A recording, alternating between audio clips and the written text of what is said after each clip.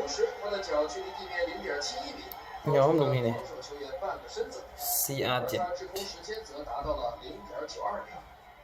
这与飞人乔丹的最好成绩持平。赛后 ，C 罗也在个人社交媒体上贴出了这样的不及起跳，只能眼睁睁地看着 C 罗将球砸进老东家的大门。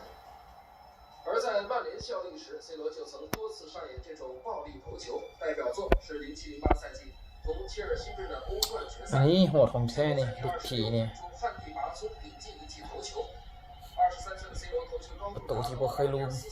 身旁的切尔西中场埃辛只剩下用眼神防守。 เด็กทีมันโหดทั้งซี่แล้วแมนเชสเตอร์ยูไนเต็ดคิดฮอดยุคนี้เลย2016年欧洲杯半决赛，葡萄牙对阵威尔士，31岁的 C 罗摆脱贴身紧逼的对手，顶入了一粒打破僵局的进球。C 罗当时投球的最高点达到了2.6米，脚底离地高度则有0.76米，如此弹跳让对手只能望尘莫及。